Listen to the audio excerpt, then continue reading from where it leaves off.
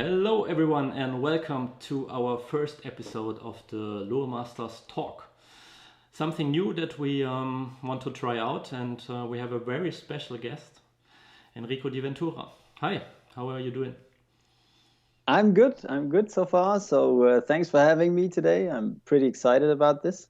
And I think it's a great idea to let people know, what's happening just before this great competition. Yeah, I think so too. I'm sure a lot of people are already watching and getting excited about what's going on and what questions I will be asking you, and of course, what is your plan to fish the Luremasters this year. Speaking of that, I see a lot of trophies behind you. There's a very tall silver one. There's a red one. There's some from the WPC that I can see on your wall. Tell me a little bit about that. How did you get into fishing, and how did you get into competitive tournament fishing? Well, I think into fishing, I think I've fished all my life, to be honest. My father brought me to the water someday in 1982 or three, maybe.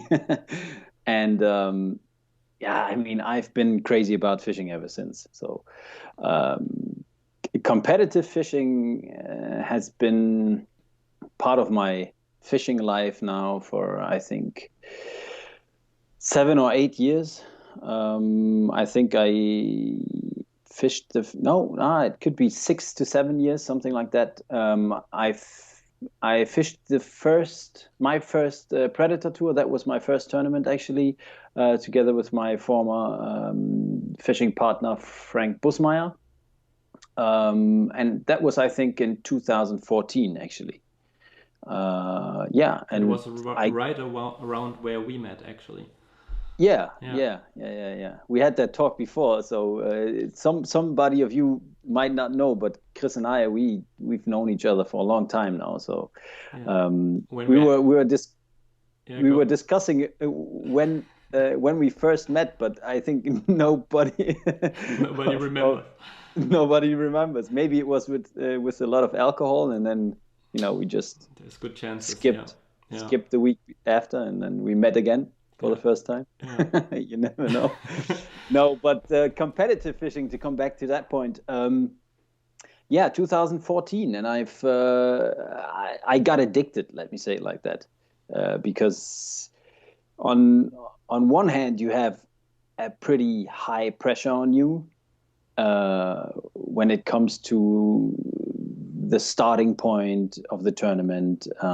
You have like 60, 80, 100 boats around you, everybody starting at the same time. Um, and this is something very, very special, and what I really like about it. And when it comes to the point of fishing or during the tournament days, of course you're very focused. You try to be as sharp as you can, try to give everything you can. Sometimes it's enough and a little bit more. I was lucky sometimes, and this is what all these trophies are about. So of course you might need some fishing skills, otherwise you cannot win a tournament, I think.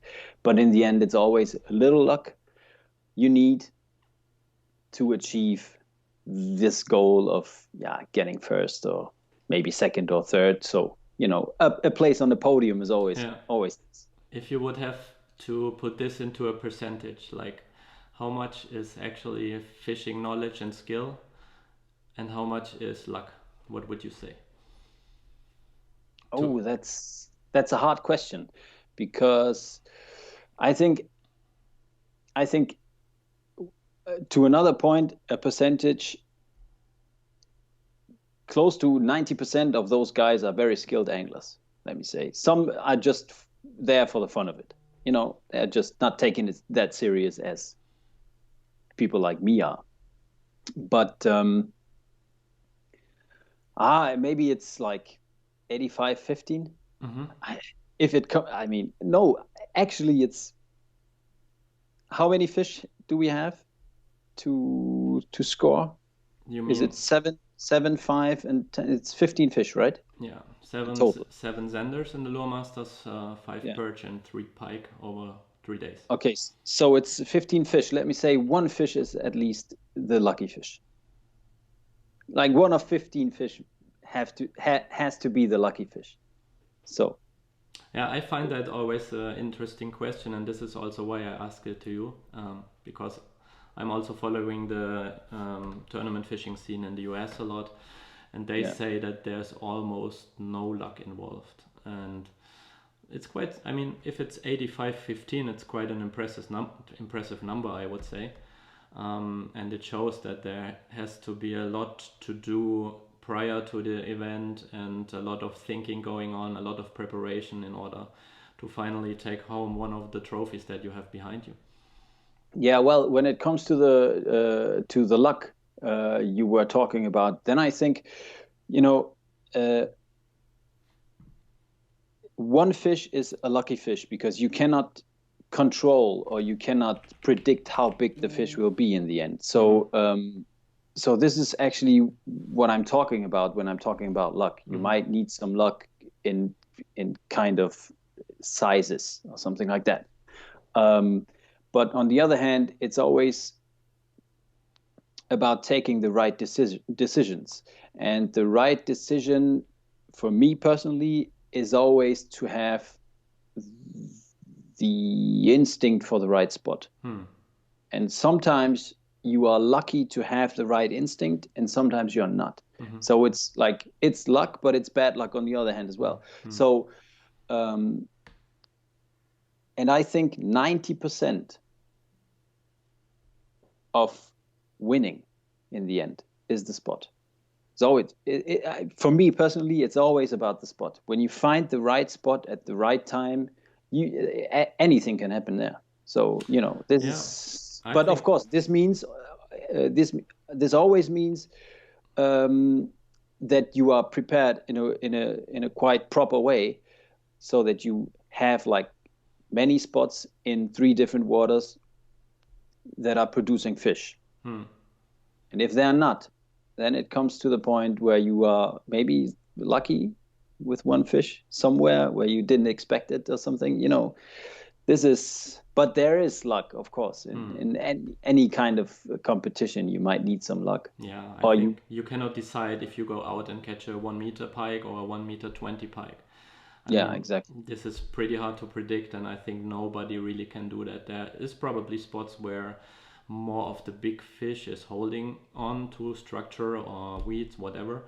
And if you Yeah. know those places and then also know how you can get the bite finally and find the right time for that, then I think you're in the spot to be able over 3 days to win the competition.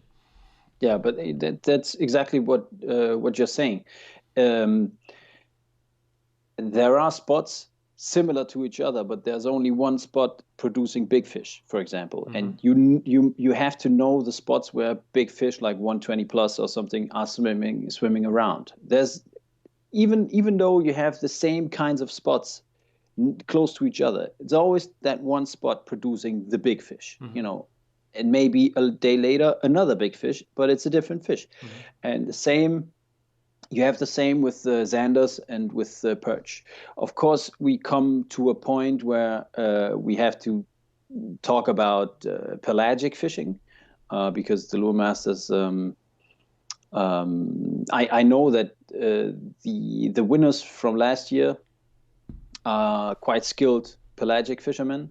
So I think this is a big part of winning this tournament, because when it comes to bigger Xanders, it's pretty much hard to find them on the bottom of structure, like jigging for Xander, for example, like the classical style fishing for Xander, shad fishing on the bottom between 4 and let me say 8 meters or something.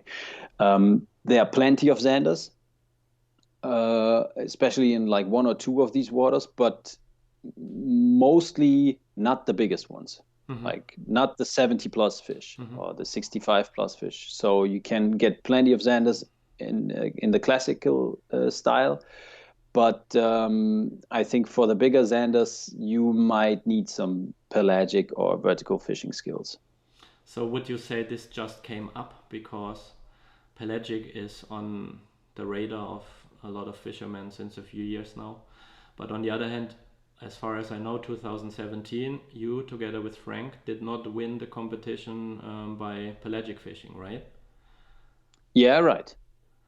And some other competitors also. So of course there's always a lot of discussion about different fishing styles, trolling, pelagic.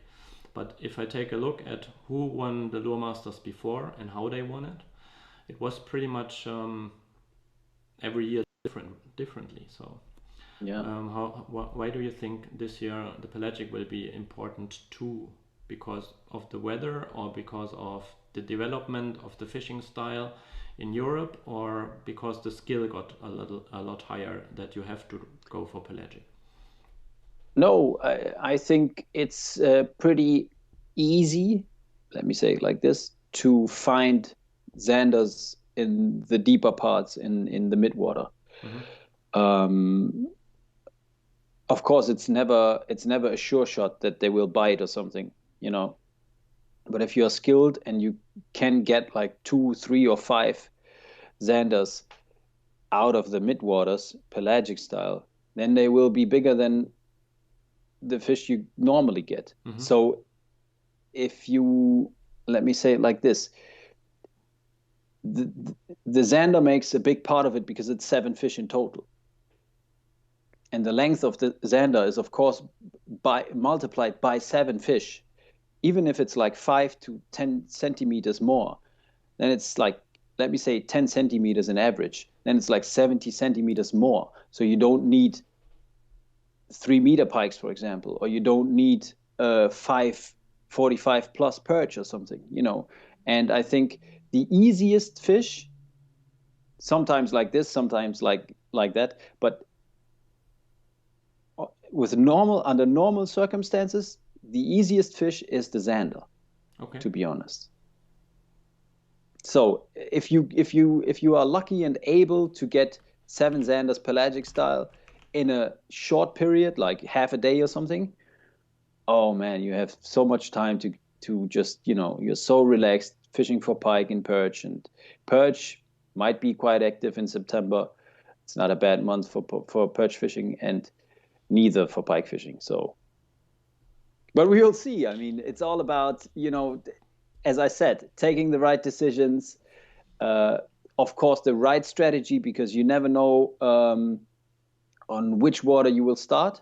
This is always or also a big point for the strategy, because then you maybe have to switch.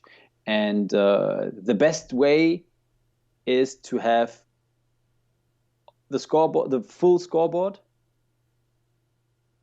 and then after upgrade. the second day.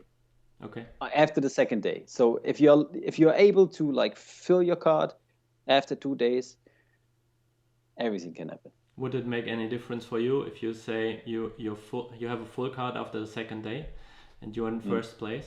Would it make you fish differently, or would you fish the same way and kind of relaxed on the third day because you already have a full You're card? never relaxed. This is competition, man. There's no relaxation. There's like no single second when you're relaxed. It's like you are relaxed when you open your first beer after 10 hours of like under pressure, and you come back and kick your shoes off, and you come back to the house or something, open your first cold beer, and then you calm down and say, oh man, what a day. But there's not a single second, at least when I'm speaking about me, you know. You know as well. I know, but maybe some of the people who are watching, they don't know because they don't fish competitively. And there was also an interesting question coming up actually by Guido. He said, are you also fanatic when you're fishing freely, so in your free time, out of the competition? Or is it then totally different, Enrico? No. It's more or less the same, but of course you don't fish with any pressure. Like you are not nervous, you're not anxious, you're not, you know, under pressure in that way. Because if you catch something, very nice, and I want to catch something always. This is the same thing. Um, but I mean, if I don't catch anything, it's not affecting The result. I mean, results of or course, you can say affecting you my caught my 20 day or fish or my more or less, but in the end, it doesn't put you up in the ranking or yeah. lower. And it I mean, and it doesn't affect my mood. you know in a competition, when you don't catch, or your plans don't work out, you get very pissed in a way. Yeah. You're in a bad mood. You're like, "God damn it, man. It has to, there has to be fish. There's fish on the sonar. Why are they not biting?" And this is what stresses you a lot. And when I'm fishing in my free time, this doesn't happen. I mean, You you just don't move the catch spot anything. and move on You and see don't what's catch happening. anything. Yeah, you don't catch anything. You come back tomorrow. Yeah, Who yeah, cares? yeah. But would you say you always go out fishing and try to learn something to be able to replicate that in a tournament? I'm not trying to learn something. I learn something every time I go fishing, because you can have the same circumstances as weather, moon, sun, cloudy, whatever. Um, and you have one day, you will have a very bad fishing day, and the day after you will have a brilliant fishing day. It happened to me a couple of times, and the important thing is to try to figure out why the Mm-hmm. fish are reacting differently from one day to the other, Mm-hmm. even though all the circumstances are the same. You know, or let me say, they are obviously the same for us, but they might not be for the fish, Mm-hmm. because otherwise they would behave the same way. Yeah, this is. I think you're explaining what fishing is about. Yeah. If you would tell this to somebody, and you probably get asked this question a lot. I remember some people asking me. They knew me, and they knew what I'm interested in and stuff, and they just could not understand why I like fishing, because what they have in their mind is you're sitting on the bank waiting until something happens. And I think so much thinking is involved, and then finally when you're reaching a stage that you think you understood something, the next day you start you start it all over again. and Yeah. and this is Yeah. what makes it so exciting for myself, to Yeah. go fishing, and you probably think the same way. Yeah. There's not enough time in one life to learn it all. Exactly. Yeah, Exactly. But that's what it's about, as you say. yeah, yeah. Interesting. So Yeah. what would you say made you so successful? I see the trophies behind you. What would you say made you so successful? I mean, the Luremasters is a team tournament, obviously. You fished together for a long time with Frank Bußmeyer. And there's also, of course, the team factor involved. And many times, also we fished one tournament together, the WPC. And what I was trying to say is, what you think is the most important factors for anglers who want to fish competitively to become better? Whoa, Or, that's a or, good question. or what made you better over the time? Um, I think, and I have to repeat this because I said it before, there are so many skilled anglers participating in these tournaments. Um, but I think what makes the difference is the instinct. Mm-hmm. And I really, let me say, believe in this. Mm-hmm. Um, Can you learn an instinct? I don't know. I'm not sure. I don't know. I don't know, but and I don't want to, overestimate myself here, but I think Frank and we always had a good instinct for spots, and not me alone. I mean, also Frank. We had a good instinct for spots, and it was actually often the reason for being on top of it. So, but these spots are not working, not always working. So we took decisions sometimes where we were thinking the spot is working, but it was not. This is actually the same what we talked about like 5 minutes ago. But we kept believing in it, and we just stood there and wanted to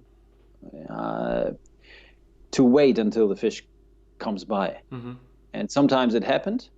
You really could see then after 1.5, 2.5 hours with no bite on the same spot, it turned up to be a fish magnet all of a sudden. Like bites everywhere, like 3, 4, 5 fish, and then it calms down again. So this is one big part and very important point, I think, is instinct for the right spots for the fish, for predator fish. Where could the predator fish stand? Where could they move? Where could they come by? This is, of course, it's very closely related to the whitefish as well, like their food. So if you follow the whitefish and the bait fish, then you will find predator fish around anyway. But we are more or less the guys, or we were more or less the guys when we still were fishing together, like having 3 or 4 spots close to each other and just switched with short movements. Never like driving around like a crazy horse. Because how many times I see guys, they're trying a spot. It's cool to have a power fishing strategy. It's not bad, and I think the guys who won WPC 2 years ago were French guys, and they were only power fishermen. We saw them because we were very close to each other on the first day, and we just, they were just very, very fast with their boat, with the electric engine, just on the drop-offs and just casting, very, very actively searching for fish. So power fishing at its best, let me say. And they were catching very good for a period of time.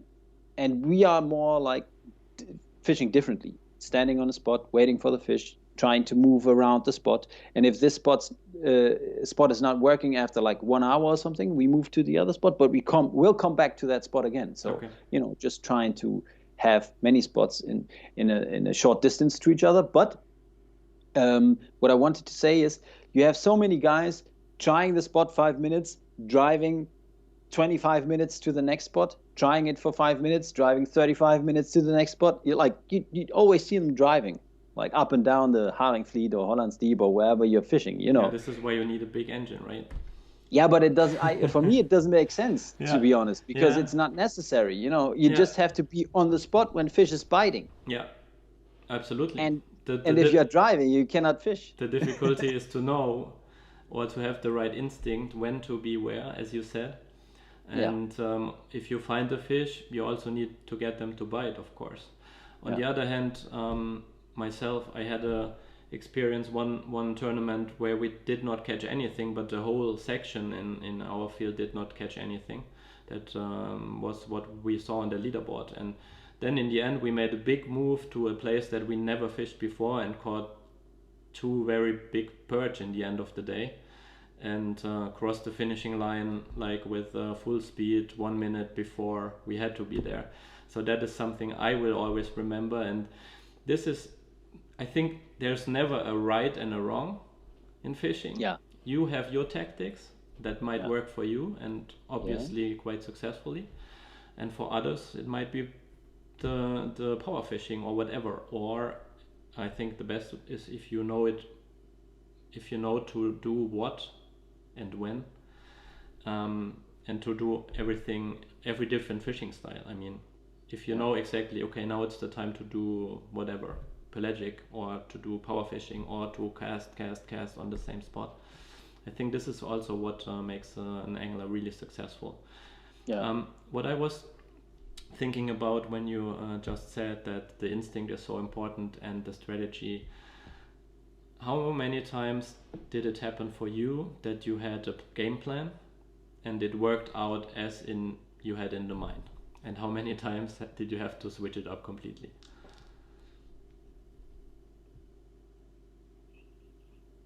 I'm not sure if I can say this by numbers. No, not in a number, but what I was but trying to... Go ahead. Let me say the WPC, for example, in 2018, when we won that tournament, it worked out quite well. Same as 2017 winning the Luremasters. Same as 2018 being second at the Predator Tour. And so on and so on. I mean, there are a couple of examples. I'm also fishing in some competitions from the bank, German competitions held by a couple of German anglers, like Profiliga, for example, or the YouTube Predator Cup. Of course, that's a very internationally orientated tournament. Yeah. And it worked out pretty often, let me say. Okay. But of course, it's not always like that. So that for example, the WPC is pretty hard when it comes to like failing one day, because if you have like one bad day, you are out. There's no way to get back to the first 3 places or something, because I don't think this is possible. But and that's a hard pressure on you. But on the other hand, I think it's more fun as well to have 3 days in a row to fish and try to build up your own strategy, like at the Luremasters, for example. And this is something you have to keep in mind, that it comes all together, like having a strategy for the different waters, and you never know what happens when you get to know that you will be on Folgerak on first day, and you were wishing so hard, or you just hoping so hard that you will get Haringvliet on the first day, or Hollandsdiep or whatever, and then you're quite, let me say, a little down, and you have to switch again. You have to rethink everything, and try to find the right strategy then. Yeah. It's pretty cool, but it worked out a couple of times, and that was like 100%. Okay. We said we go there, catch 3 perch, for example, WPC, for example, go there, catch 3 perch in early morning time, because we know they will leave the spot after the sun is really, really up. Then they will leave that shallow part over there, or the stone field over there. We know they will leave, and we got there 15 minutes, 3 perch, all around like 47, 48 or something. And then we just went a couple of meters deeper, and then we caught the Xanders, and then on the same spot. Nah, not really, not really, but close to it. Okay. Just move a little, go a little deeper. There's a steeper drop off, and some structure down there, and then had like the Xanders. This is, and it all worked out, except for the last day, because then the Xanders were not biting anymore, and then we had to search, but we still had some spots close to each other, and we moved a couple of times, and then we found some, had the 2 Xanders full card, and then we were like, okay, everything that happens from now is either luck or bad luck. Yeah. So if there's somebody catching a bigger fish now with full card, could be that it was, I think it was Dustin and Johannes, for example, they were very close to us. So they needed, I think, one Xander or something. And but this is what it's when it comes together, you know. Yeah. So to summarize this, there's a lot of factors, be it strategy, technique, having the right gut feeling or instinct, as you said. And I think in the end, this is what makes this so exciting. And I think if you are a little bit ambitious as a person, I think, and you love fishing, I think competitive fishing is the right thing for you. I mean, I remember my first tournament when we went out, in case Matthias Kreutz is watching, greetings, and we left the marina, and from that moment I will always remember that feeling. I was addicted to competitive fishing, and it sounds like it was kind of the same with you. Yeah, it is, definitely. Yeah. That leads me also to a question that we have in chat here, because it fits quite well. Actually, it's by Red Nukehead. Do you think the start water is important in the Luremasters? Of course it is. Well, depending on your strategy and now it comes to the point, on the weather.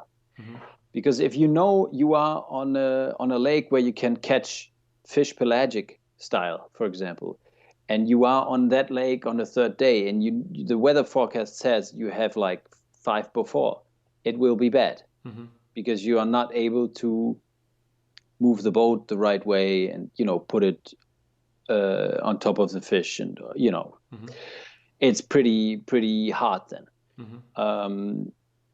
But it's a very big factor as well.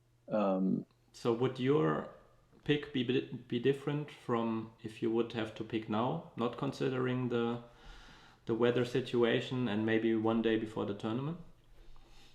When the forecast is a little bit more accurate, you would not pick, you would not love to pick the same zone. Exactly. Okay. Now it would be, I can tell you. If you now want. it will be Hollands Deep on the first day, Haringvliet on the second, and Volkerak on the third. Okay. That would be my pick if I could. Yeah, so maybe I can also talk a little bit about the Luremasters format itself for people that maybe don't know what the competition format is right now. The Luremasters is a competition for 7 sanders, 5 perch and 3 pike over the duration of 3 days. And all the competitors will be fishing different bodies of water each day. Most of the competitors are trailering their boats, bring them back, prepare everything for the next day, rig up rods and stuff like that to be able to fish the second day. And the combined length of all those 15 fishes is in the end crowning the winner of the Luremasters Open Tournament. It's an open tournament, everybody can sign up at the moment, and there's a lot to win. We have some very strong partners for this year's edition that will sponsoring the event, supporting not just the event but tournament fishing in general. And if you're interested in finding out more about the competition and also follow us during the competition, make sure you give our website a visit, luremasters.nl, to find out more and also to get the link during the competition for the live streaming that we will actually do as the first in Europe, to try to bring as much live action to you guys at home to follow the event and to follow your heroes, like for example Enrico that we are just talking to right now. Sorry. All good. But that maybe also is a good lead to the next question, or to talk about your involvement, not just as a competitor in the Luremasters. You are competing for the 4th time this year, but also you agreed to be sponsor of the event with your own company that you're running, Pelagic Fishing. What is Pelagic about, and why do you think is it good to be involved in the Luremasters? Pelagic Fishing is a brand that is focusing on terminal tackle. We are known for our quality when it comes to terminal tackle. And the brand was founded in January 2014. And my idea behind it was to create a program that is quite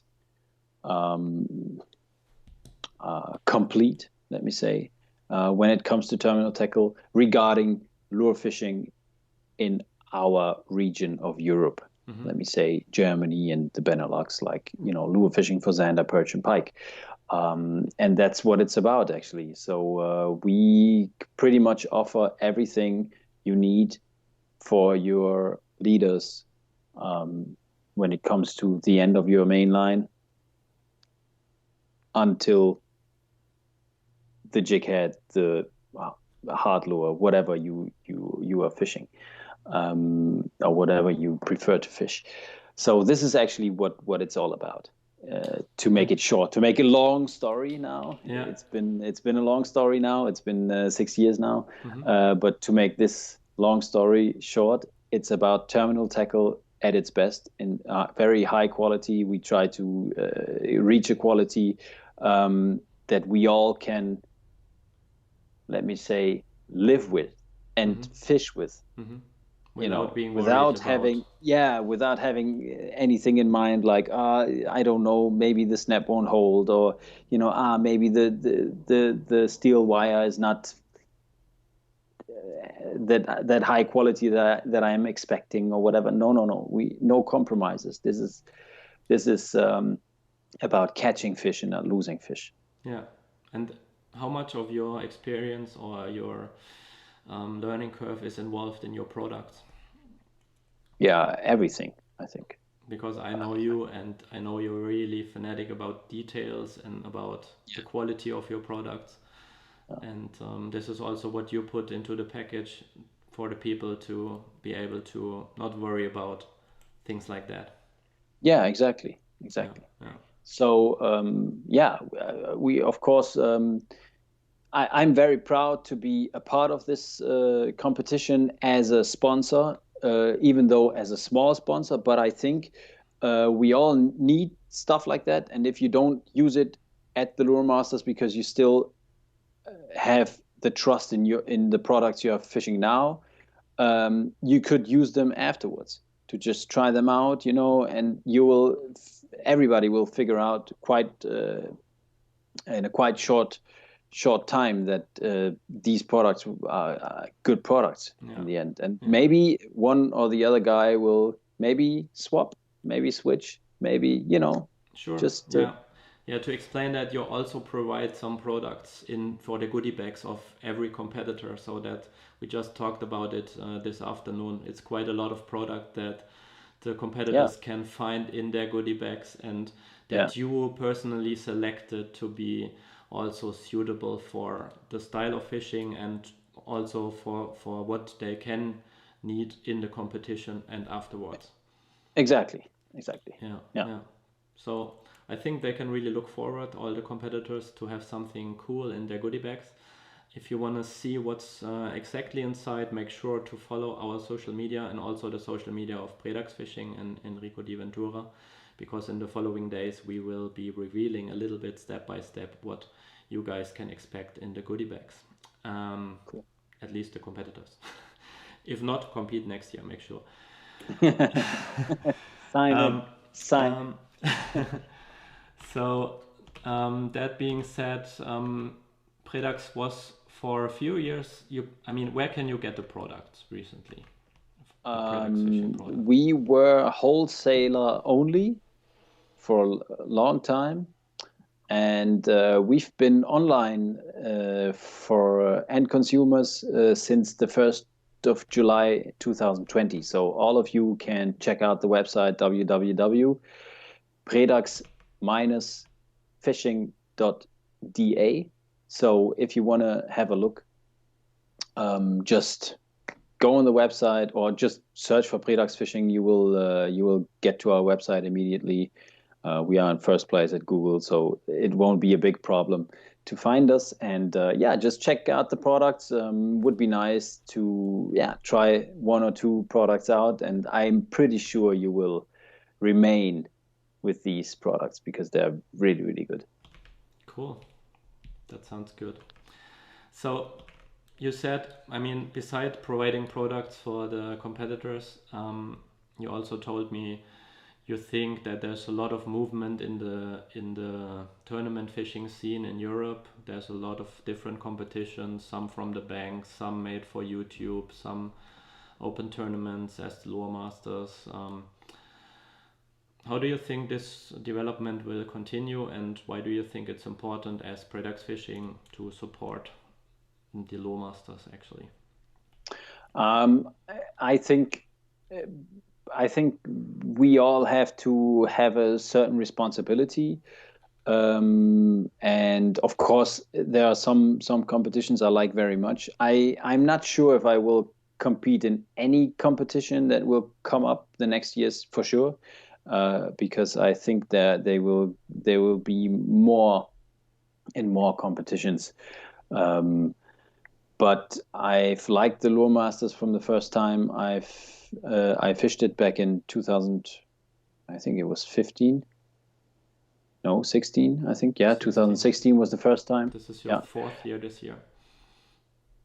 Is it? Yeah, it's my fourth year. Yeah, 16, 17, 18, 19. No, it's my fifth. Is it? Yeah, it's my fifth time. Yeah, fifth time. 16, 17, 8. 16, 17, 18, 19, 20. It's my fifth. Okay, so then you fished it all. I learned that at school, to count the fingers. Never forget it. Yeah. No, but and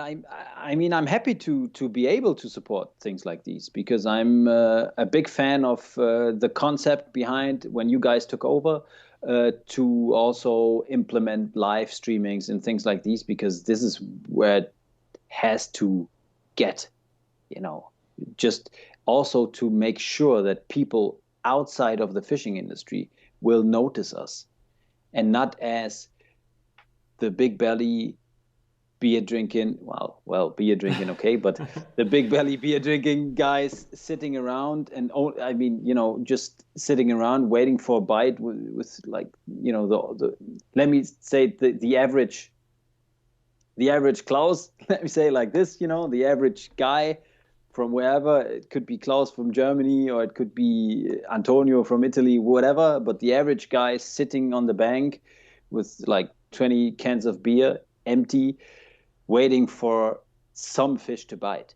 This is not what fishing is about.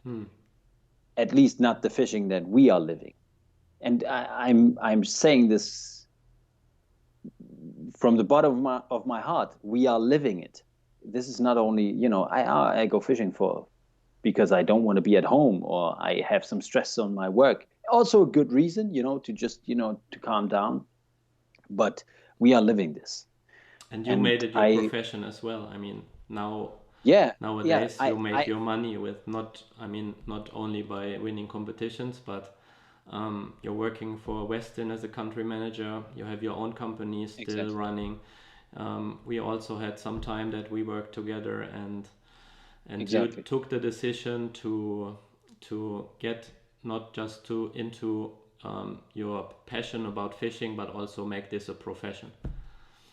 Yeah, so I'm not living it only. I make a living out of it as well. Yeah. So it's quite cool for me, and it's a luxury problem to work in the fishing industry. It's quite nice because I love fishing. I'm living it, as I repeat. So but to come back to your question, I think it's very important to support things like these and to push things forward, because supporting one thing is one thing, but trying to be as many guys as possible to push things forward, like your concept with live streaming and showing people that fishing is not about waiting for a bite somewhere at the bank. And I'm not saying this is a bad way of fishing. I'm not saying this at all. It's not just what we do. It's just not what we do, and it's just not the main part of fishing. Mm-hmm. There's so much more than, let me say, the the image fishing has got in so many countries, not in every country. There are Northern European, Scandinavian countries where fishing is a whole different story. Yeah. People are well appreciated. If you tell a They're girl professional in Scandinavia that you go fishing, they are quite open and say, "Hey, this is cool. Can I join?" And in Germany, if you would tell this in the discotheque to a girl, they will probably run away and look for some run other away hipsters. or saying you're a murderer. Yeah, Amazing. yeah, true that. And we're not even killing the fish. It's Yeah, not. yeah. There's a I'm lot not. of explanation needed in our area. Yeah, That's true. That's true. yeah. But I'm very happy and lucky to have the chance to support this and push it forward together with you guys. Yeah. You and Timo. I mean, it's not only you having this competition, only Timo, your partner. And I'm really appreciating this as well. Cool. That's very good to hear, and thanks again for your ongoing support. Of course, you're welcome. Yeah, cool. So this leads me maybe to the next point. You also said there's some always some development, some movement going on, and recently there has been a change, because for many years you fished together with Frank Bußmeyer that we just talked about. And when you signed up for this year's event, there was a long time, and I think it still is, an empty place next to your name in the Luremasters team list. So a lot of people asking about what's going on. They have big question marks in their eyes, and actually there was just right now a question in chat on the YouTube stream by Johannes Gasser. You maybe know him. Oh, yeah. Who's the new partner from Enrico? Best regards. So this is right in the face. The question is for you. Yeah, it's no problem. It's updated to tell you that. So everybody who's I could do it on this way. Everybody who's interested in who my new partner will be could go on the website. Okay, let's do this. The chat can go to the website and find out who Enrico's partner is, and whoever types it first into the chat will receive some stickers that we just received the other day. The brand new Luremaster stickers in different colors. You see? Let's see. Yeah. It won't take long, I think. I take the chance to get some water. Yeah, go ahead. No, but I had some people in my mind, of course. There it is. But also, Johannes Jacobi answered first. Birger Domeyer. Yeah, right. Johannes, wie geht's? Alles Paletti? Gute Antwort. Ich habe mir schon gedacht, dass du ganz weit vorne bist. Nein, Gott. No, so to have this cleared, like Frank and I, we are just not fishing together anymore. That's everything I can say about it, and there's not more and not less. This is everything. Frank has, he got a partner pretty easy and fast after we decided to not fish together anymore. And I think he's got a very good partner with Daniel Kaczorek, good fisherman as well, nice person. So I think that team will be, they will be one of your favorites to win. Pretty dangerous as well. Yeah. I think they both have their qualities in fishing, and if they, this is the reason why my decision took so long, because when Frank and Daniel can match or can find the way to match, and to combine their skills, then it will be very dangerous, and they will be, I think, under the first top 10, under the first 10. So, and here it comes. My decision was very, very difficult, because I had a very strong fisherman on board with Frank Bußmeyer, and also a good guy Like we always had respect for each other, and we still have, and this is very important. And a To lot not of success to mention And a that lot of success. together Yeah, but the success, the success comes can with. only come when you match, and when you combine your skills, and when you are able to talk with each other, and taking decisions together. And when it's the right one, you are lucky, and when it's the wrong one, it's bad luck. But this is, in the end, that's it. And then you go for the next competition. um yeah, and now I'm hoping that with Birger, uh but I'm pretty sure about that. We will be able to combine our skills to learn from each other, which will definitely be fact, that we will learn from each other. And maybe we can achieve something. I don't know. Maybe a good position in the leaderboard. So is this Maybe. year for you guys a kind of a tryout? Did you ever fish before? I think you did not fish any competition with Birger yet, right? Oh, no, exactly. But we've known each other for a longer time now, and I know more or less how Birger fishes, and he definitely knows how I fish. And I think this could be a very good match. Cool. Sounds good. Yeah.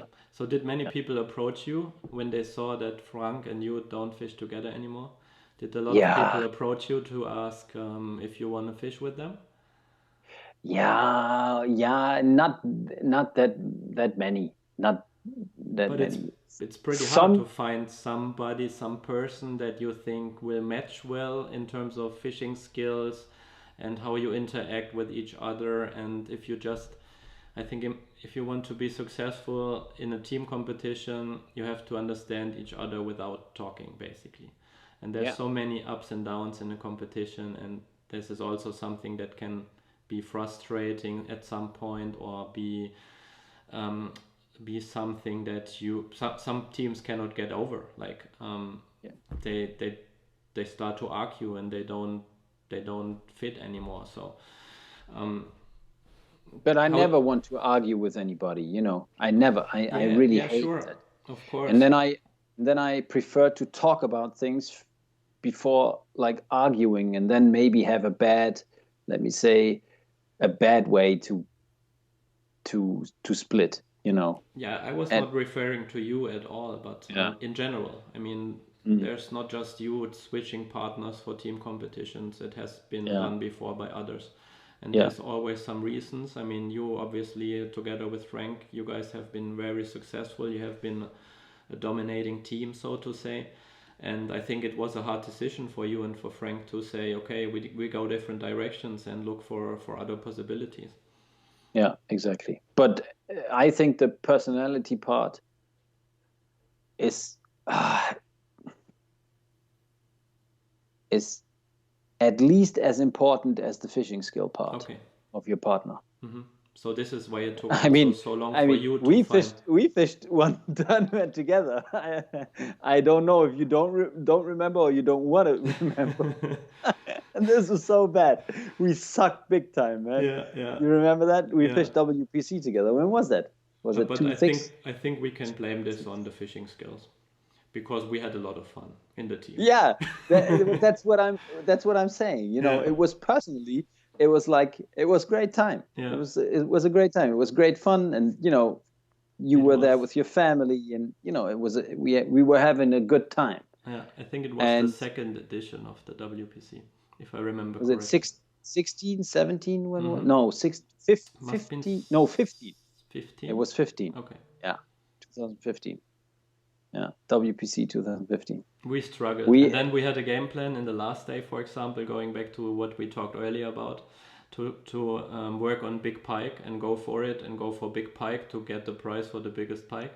And after 5 minutes, we stopped because we had two decent pikes, and then we switched plans completely. And in the end, it didn't Yeah, work out well, but it was yeah. it was good fun I and I also a lot remember to learn.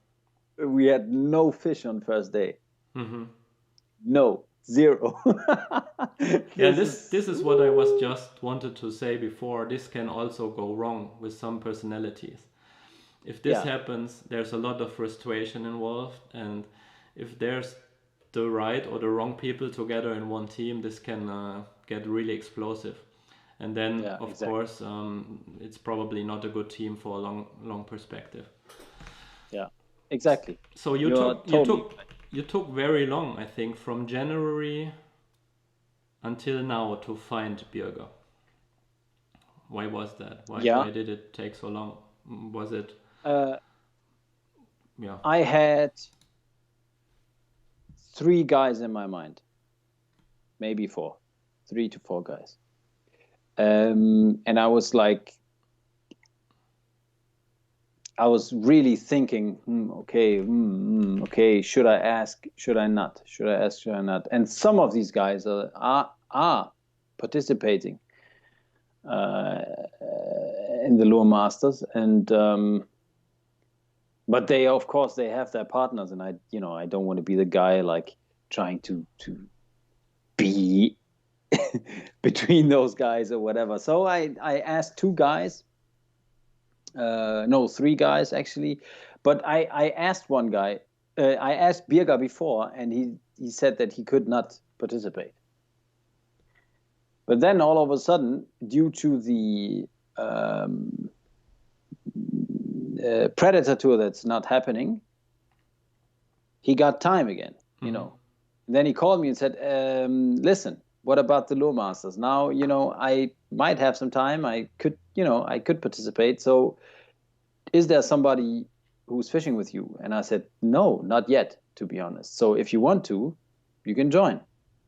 And now we are a team. Good. And it's, it's not about, I don't have any pressure or any expectations or something. I'm not like the guy thinking to, or saying to myself, when I fish with Birger, we will be successful. No, I don't have that kind of expectations. I know that Birger is a very skillful angler, but in the end, instinct, tactic, strategy, spot, luck. Yeah, but also the team communication, and I think you must believe in the same thing and in the same instinct, so to say, because if you have this instinct and you want to stay in that spot for 2 hours to get one bite, and the other one is feeling this is the wrong decision and we should move, then it's also probably very hard to be a team for a long time. Mm-hmm. Cool. Very interesting. Definitely. So are you planning to fish more competitions with Birger in the future? I don't know. I cannot say that, because I would have loved to fish at least the planned competitions like Luremasters and Predator Tour, for example, with the same guy, to just be more and more involved in the same thing together. Mm-hmm. But until now, it seems to be that the Luremasters is the only competition I will fish. Until now, I don't know. I don't know anything about the other competitions like WPC. I don't know if this is planned as usual. I don't know it too, but yeah, a lot of difficulties this year in terms of COVID, obviously. Of course. Cool. Yeah. So right now you go full speed and full force for the Luremasters together with your new partner Birger. Exactly. And then the future is open to do other competitions as well. Yeah. Cool. Exactly. Very interesting. So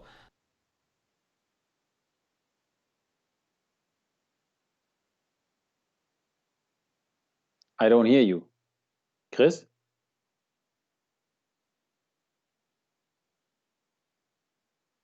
I don't hear anything. I don't know if you guys can hear me.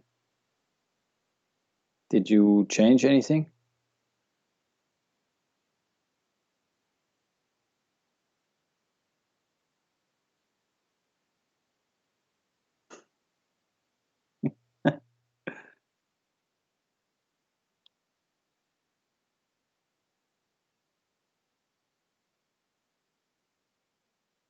Hello?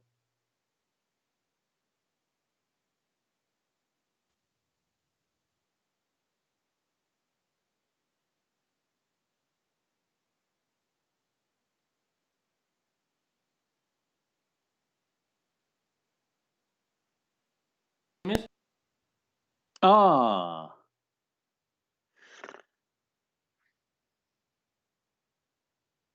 yeah, yeah. Now I hear you again. Yeah, okay.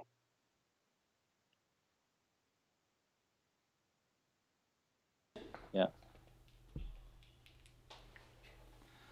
So what would be a live stream without any difficulties, right? Good. Yeah, the camera switched off for some reason. Yeah, thank you. But anyways, I think you can hear me now, and also the others should hear me again. So I was just saying that a lot of people wish you good luck together with Birger, and they find it cool that you found a new partner. And they say, yeah, cool, this is the future, what we are doing here. So thanks a lot to you guys also here in the chat. Yeah, and then of course some people said that the video is not there anymore. But now it's fixed and we are back on track. So let me see. Normally I'm not the guy who's taking notes, but this time I did. And in the end we did something completely different than it stood on the notes. But it's great fun anyways. So talking about teams and that you compete with Birger this year, you probably also took a look at the other teams that are competing.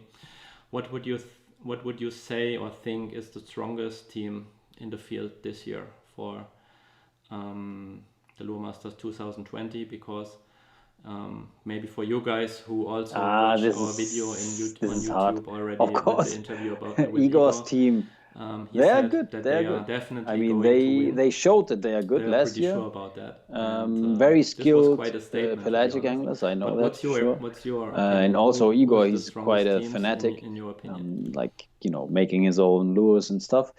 Yeah, but of course you can't. How can you say that? As always, the punk rockers, Marcel Asbruck and Nils Gapsa, they are very, very, very strong. Really, they are both very skillful anglers. But they never did. Yeah, but the pot, pot maybe, yeah. No, but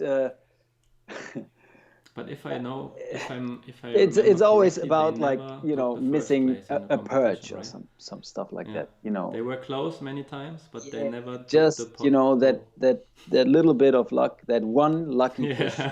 Because I know that all the fish they catch them on purpose. I don't think that they catch anything by luck. They catch those fish because they know they can catch those fish over there like that, and over here like this. But it seems to be that they are missing the one lucky fish in the end.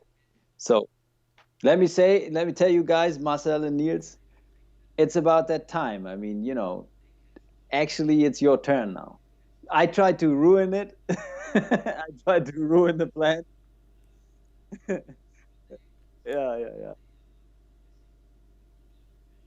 Mm-hmm.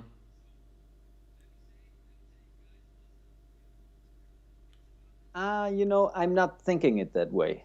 Never. I never do that.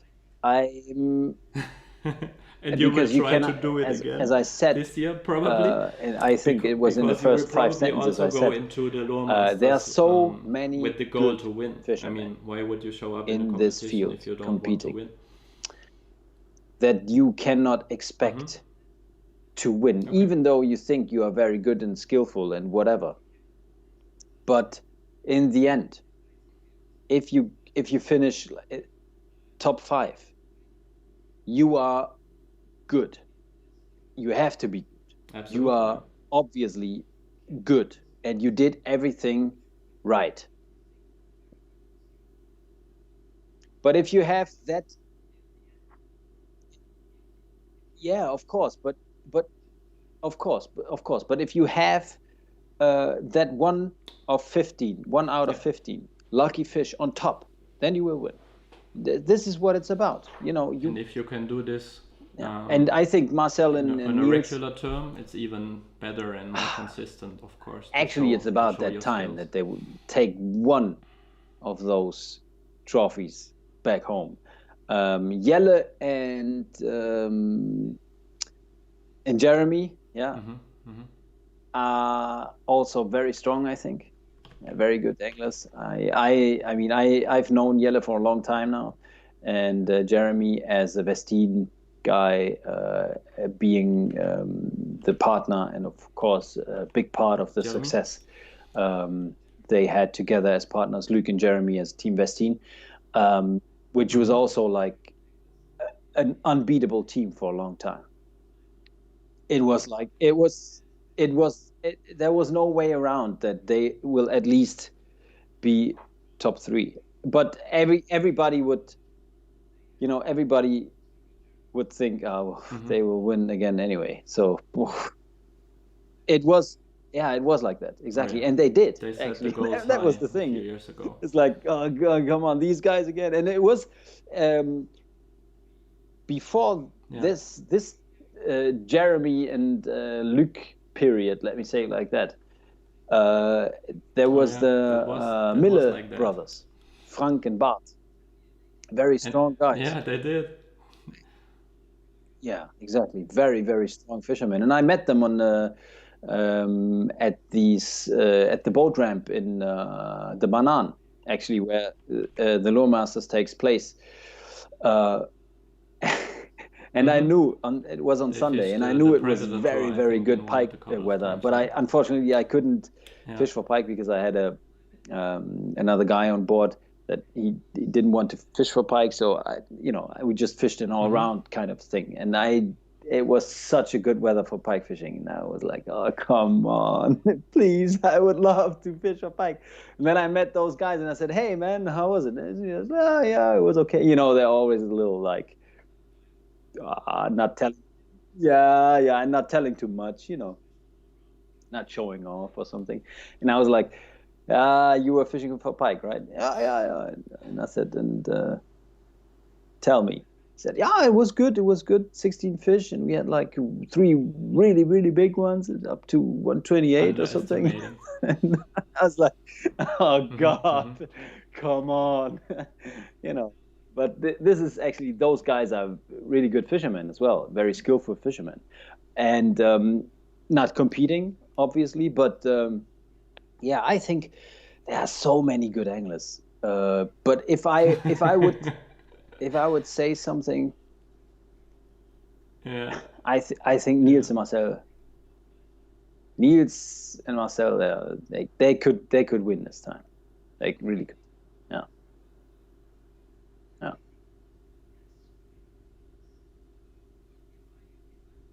Yeah.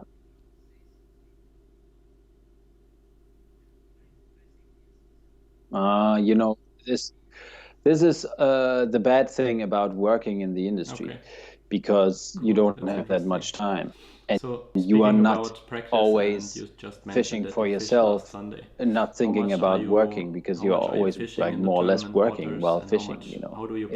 It's kind of a shame, but it's like that. And so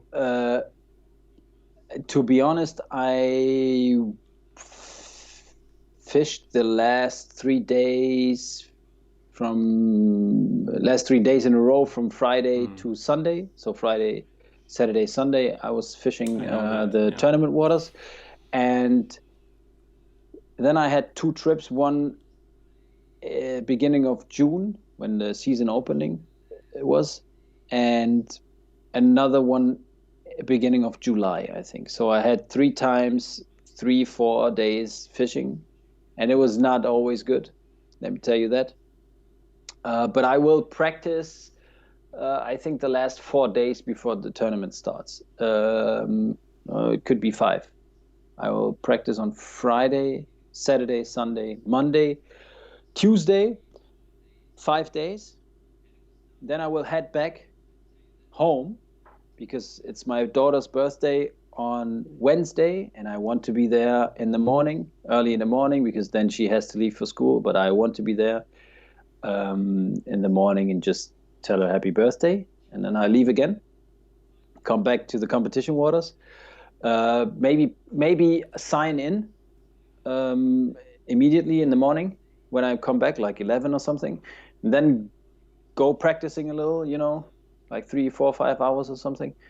And then I think at 8, 8 o'clock, there will be the captain's briefing, I think. Dinner, captain's briefing, whatever, I don't know. But I think it's,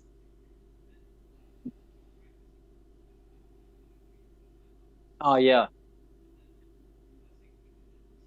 yeah, from the water. No, Yeah, yeah, this but year that's it good. will That's be good. So, it will yeah, be this is different actually my plan. So I because have we will five not be full able days to have fishing dinners and together and practicing, also not gathering in and terms one of the like captain's more or briefing. less But we will do that just by live stream, a so couple of everybody can hours. follow from anywhere. For example, yeah, yeah,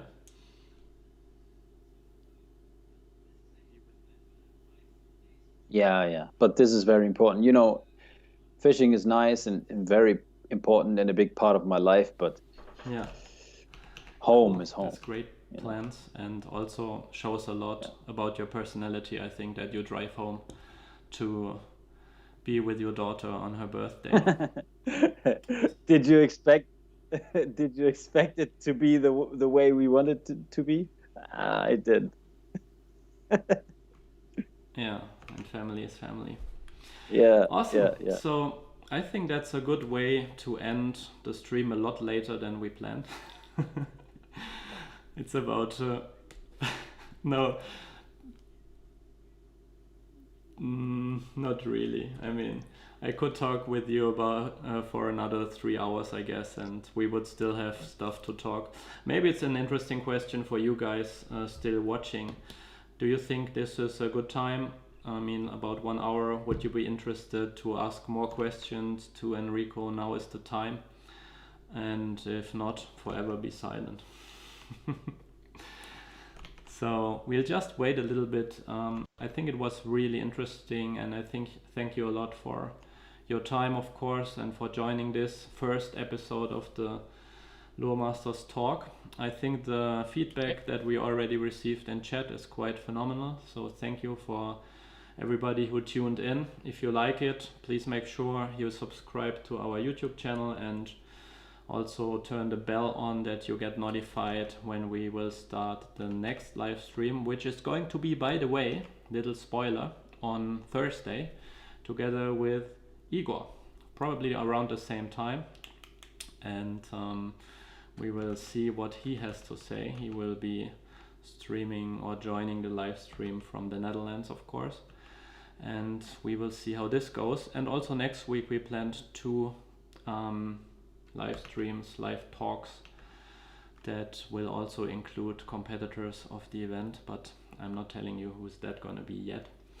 So let me check if there's any more questions in the chat. It doesn't seem like it right now. Thank you. Still a lot of people on the stream, and people saying great stream, guys. You're Thank you very, so much, very Enrico, welcome, for and making thanks for yourself having me. It was available. great fun. And also And again see from my you side, in, thanks what is for it, giving us a 15 lot days? of insights. Good luck with Birger, of course, in the competition.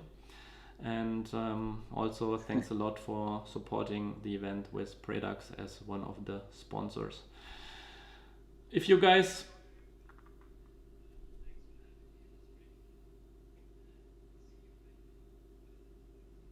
yeah, about 15 days and a few hours, and then we are going to fire up the engines and get 99 boats out fishing safely, of course, with all the Corona All right. COVID-19 rules that we have to follow. You're But welcome. in the Luremasters concept, we found a good way with the government and the local authorities and the Sportvisserij Nederland to be able to run the event, and we are very Give us a happy thumbs about up. it, and I think all the competitors too. Yeah, all right.